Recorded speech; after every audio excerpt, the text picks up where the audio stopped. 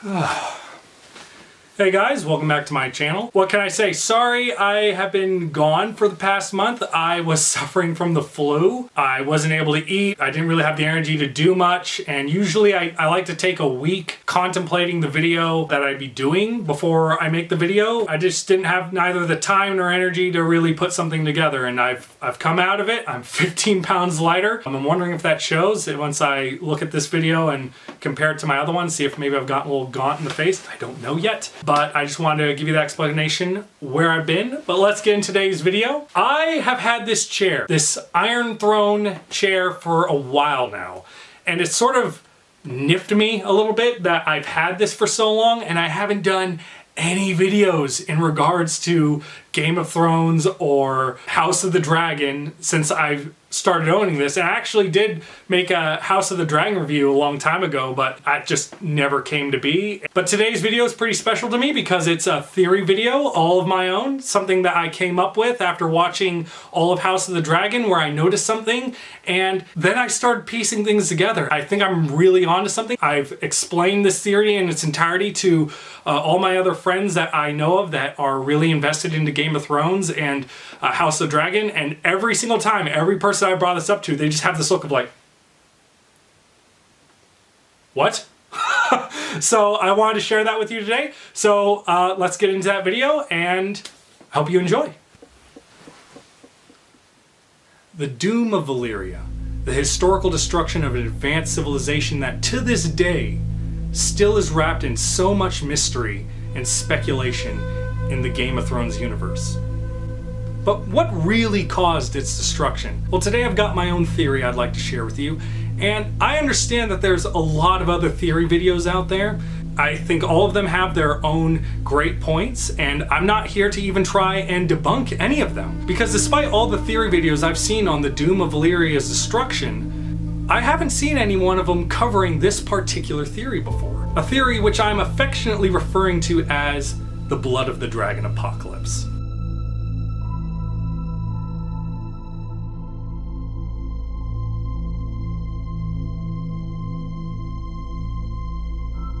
When it comes to Valyria's doom, what is the common story we're told? A bunch of volcanoes went off and it wiped out all the Valyrians and all the dragons, and that's the official story. But I think when we start to piece things together and start taking note of preceding events that explain more details about the doom of Valyria itself, things very quickly start to not make sense. First and foremost, a lot of people like to point to real-life examples like Pompeii, the real-life city that was destroyed by a volcano, as a representation of, well, see, these volcanoes went off. It makes sense that 14 volcanoes went off and it wiped out all the Valyrians, right?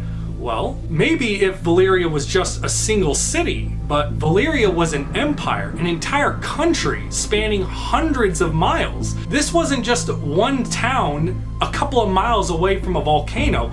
There were multiple cities stretching out over its territory. Cities that would be reasonably far enough away where they'd be able to see the destruction happening in advance and be able to mount their dragons and escape long before the apocalypse reached them. And are we really saying that out of the entire Valyrian population, only 2 families were out exploring the world at the time?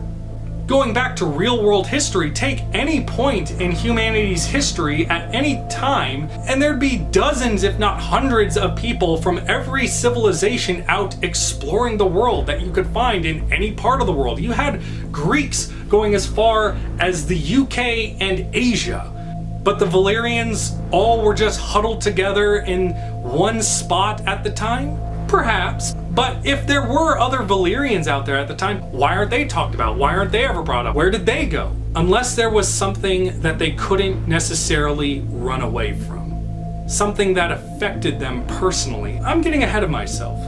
There's still a few more details to cover that I think help my point. Other factors that we know of is that they explain that the entire country of all the people, and even arguably the most powerful creatures in the world, the dragons, were all wiped out by volcanoes. But preceding the doom, we come to learn that there are creatures living within the doom itself. One such story involves Valyrian, the biggest and strongest dragon the Targaryens ever had, carrying off a Targaryen princess into the Doom and disappearing for over a year.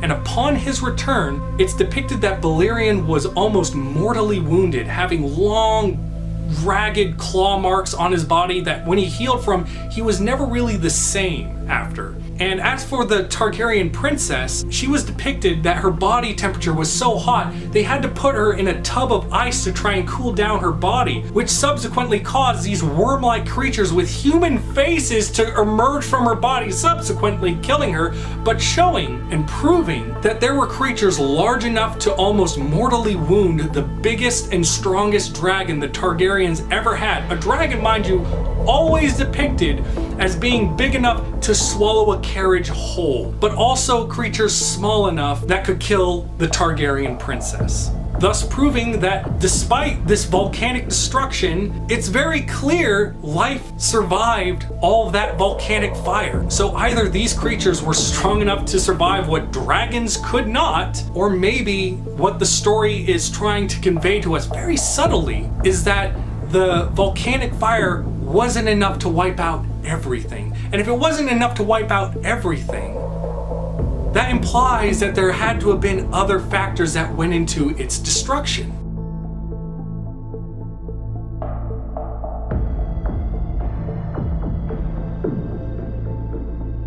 And here's where we get to the meat and potatoes of my theory. Because another factor of what we learn about Valyrians is they were very commonly known to have used this practice known as blood magic. But what goes into blood magic? Well, despite the name being rather self-explanatory, if we look to the show House of the Dragon, we have a scene with Daemon Targaryen talking with his brother Viserys, where he explains he wants to marry Rhaenyra in the way of old Valyria. And when we see that ritual take place eventually, spoiler alert, what is the process of that ritual? It involves them cutting each other's lips and kissing, thus intertwining their blood. And if that was considered a common practice in old Valyria, it's not at all a stretch to suggest something similar was involved with this blood magic ritual, which we know was used to subsequently tame the dragons. A ritual that would involve either the rider ingesting the dragon's blood or intertwining the dragon and rider's blood through open wound contact. And here's where things begin to pick up.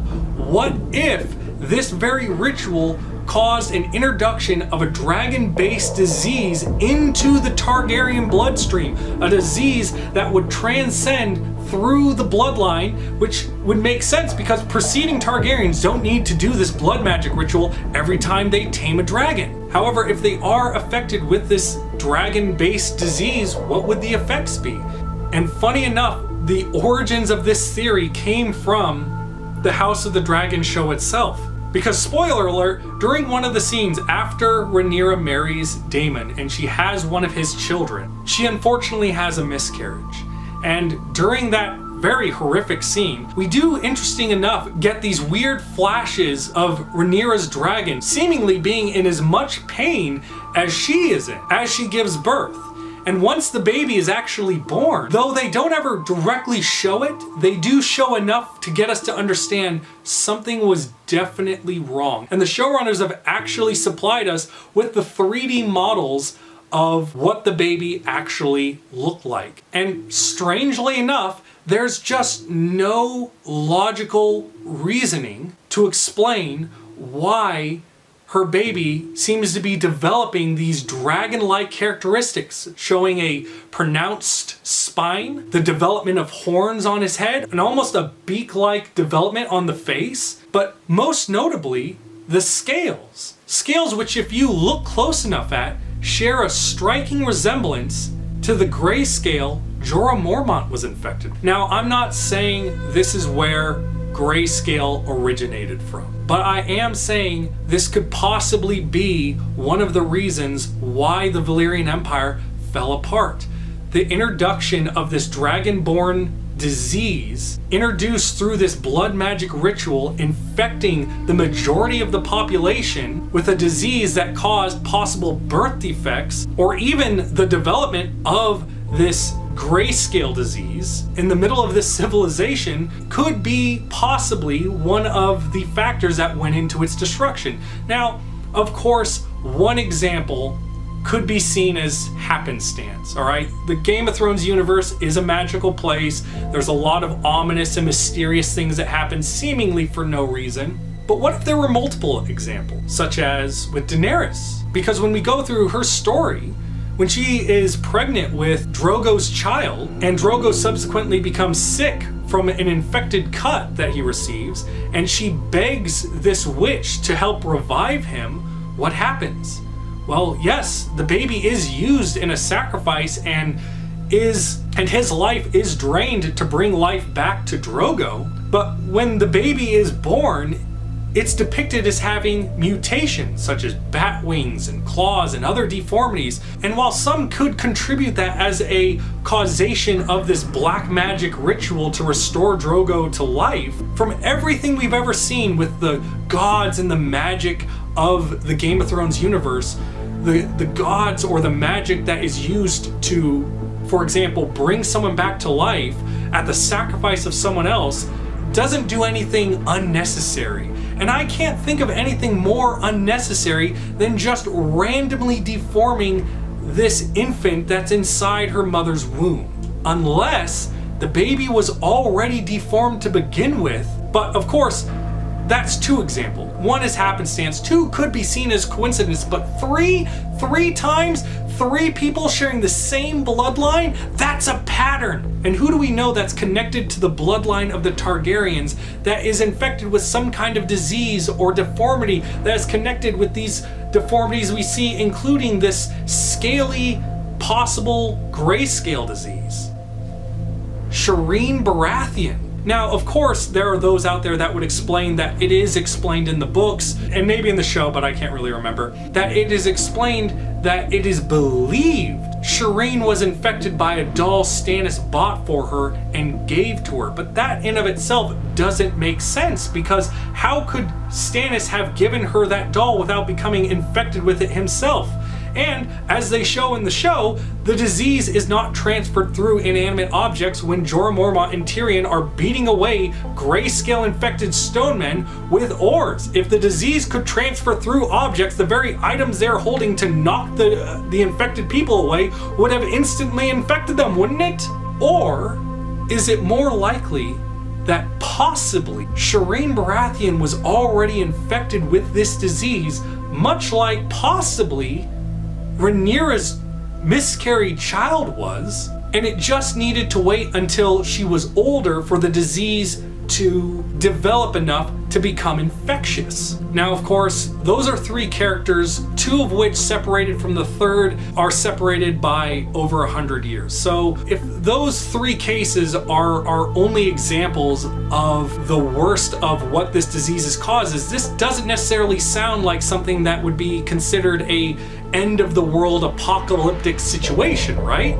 Well, you have to consider the fact that in the cases of all three characters and those that are connected to their bloodline, their families have existed in Westeros during both times for hundreds of years. And since then, they have been interbreeding with other families of Westeros during that time, thus possibly diluting the bloodline and possibly the effects of the disease more and more. Meanwhile, apply whatever those odds and statistics may be to the Valyrian Empire, an empire consisting of nothing but Valyrians, all infected with this disease, who are all interbreeding with one another. You could be having hundreds, if not thousands, of people being born with more horrific mutations and possibly even worse diseases that would be causing a massive panic. A panic that could have driven them to use their blood magic on their volcanoes to try and perhaps purge away and burn away this disease that's running amok in their cities, but lose control of it and subsequently causing the destruction of their own civilization. Holy shit. I'm like 90% sure I've cracked the code. But I'd love to know your guys' opinion. Do you think what I've said is valid? Do you think I might have some strong points? I'd love to hear your thoughts. I'd like to hear where you think where my information's faulty. I'm happy to hear it. I'm happy to be educated on where I could possibly be wrong. Or do you think I'm onto something? I really think I'm onto something. I'm 100% onto something. I am onto something. Don't take this from me. I know it's true. Or it's all just TV logic and it has nothing to do with the books, and then I've just wasted all my time. So, you know, but